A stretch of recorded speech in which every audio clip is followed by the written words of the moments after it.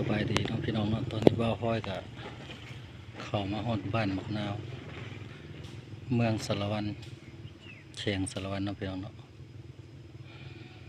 เบิ่งเขาไปเบิ่งว่าเพิ่นทำมาหากินกันจังได๋น้องพี่น้องเนาะ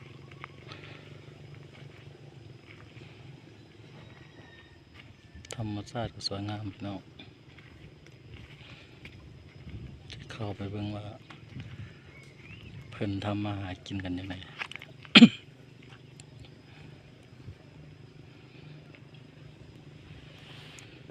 ติดตามไปทำกันน้องพี่น้องเนาะเบิ่งไปนำบ่าวพอยจะพาเข้าไปเบิ่งว่าบ้านเป็นการหาอยู่หากินเป็นยังไงสิไป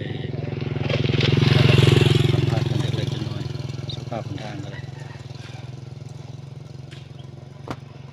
ไปดีน้องตอนนี้บ่าวพอยก็เข้ามาฮอดบ้านมักนาวแล้วเนาะคนบ้านเพิ่นเงียบพี่น้องเลย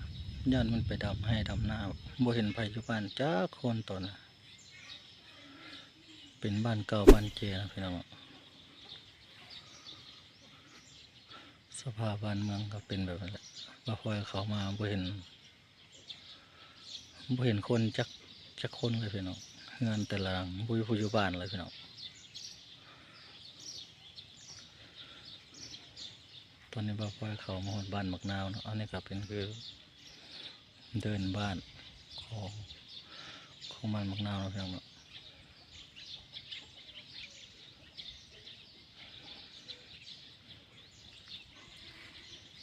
เอาตามไปทำกันพี่น้องว่าสิเจอจะคนโมมันเนี่ยบ่าวพอยสิเจอจะคนบ่เจอพี่น้องบ้านบางนาจะคนตอนนี้ว่าเพิ่นบ่อยู่บ้านตอนนี้เห็นแต่เงินแต่บ้านแต่2 คนเป็นเงินเก่าแก่นะพี่น้องเอาติดตามไปทำกันนะพี่น้องนะบ่าวพอยสิไปเบิ่งเงินแล้วข้างหน้าว่าเพิ่นสิอยู่บ้านหรือเปล่าติดตามทำกันพี่น้องเพิ่งมาบ่าวพอยสิเจอเพิ่นบ่ ตอนนี้บ่าวพอยก็มาฮอดบ้านมักนาวใหญ่นะพี่น้องเมืองสารวันเชียงสารวันบ่าวพอยจะไปถามมัน การทำมาหากินเป็นยังไง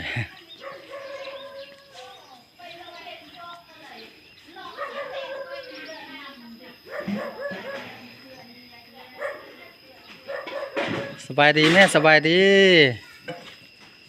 สบายดีเขาได้มีแต่คนเจ็บคนโศกมีที่ไปเขาดีเขาได้ สบายดีโอ้เงียบเนาะบ้านเฮาเนาะแม่เนาะเงียบเนาะปุ้ยไผอยู่บ้าน เงีย เนาะ บแล้วมึงออกดำไผ่ดำหนาหมดนำ เฮ็ดหน้าบ่แม่อยู่บ้านเฮาเนาะ มึงออกดำหนาหมด แม่นบ่ ไอ้พวกเป็นยังนะขอทำเนี่ยบอกเด็กชายผู้เพชรยัง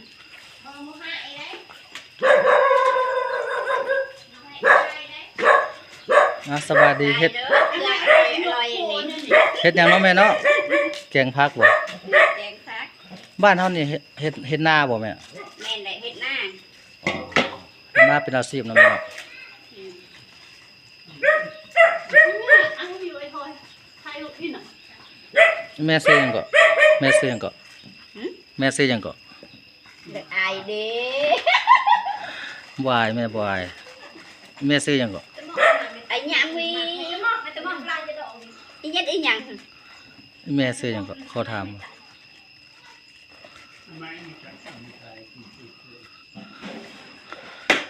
อยากเข้ากองวิดีโอเลย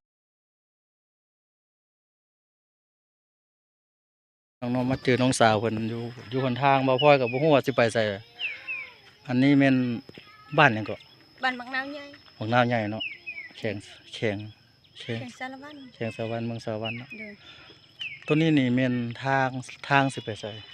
ทางไปบ้านพุทธาถึงพุททอง แม่นบ่ ลงซุย โอ้เฮาไปนะเฮาเจอลงเรือบ่ ลงเรือลงเรือมาคือ แม่นบ่โอ้ น้ำลาย น้ำลายบ่พ่อยก็มาบ่ฮอดบ่ฮู้เนาะหาแต่มาครั้งแรกเนาะพี่น้องเนาะ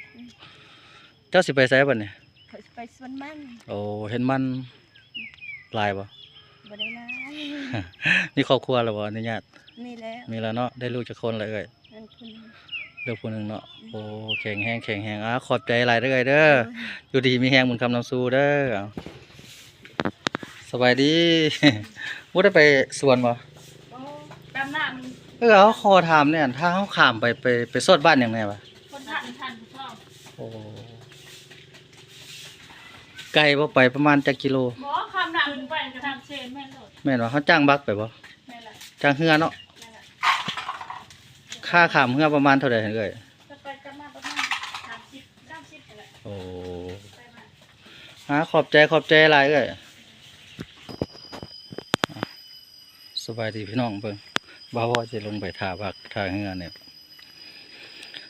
หนทางนี่บ่าวบ่สิลงไปได้หรือบ่พี่น้องเอ้ยเบิ่งหนทาง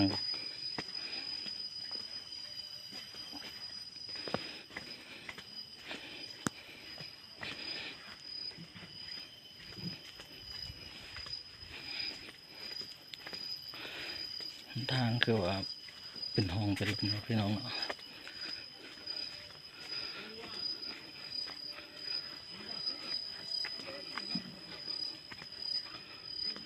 โอ้เป็นธรรมชาติแบบนี้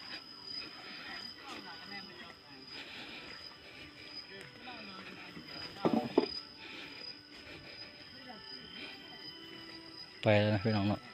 บักขามแล้วบ่ฮอยบ่ทันเนาะ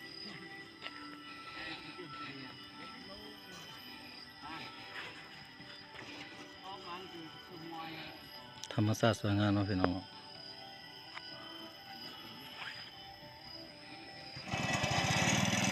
บักคนก็ขามแล้วก่อน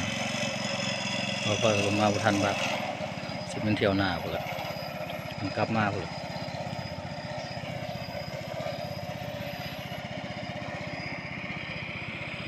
เป็นธรรมชาติที่สวยงามเนาะพี่น้องเชียงสะวรรค์เนาะพี่น้องเด้อดูเชียงสะวรรค์เด้อ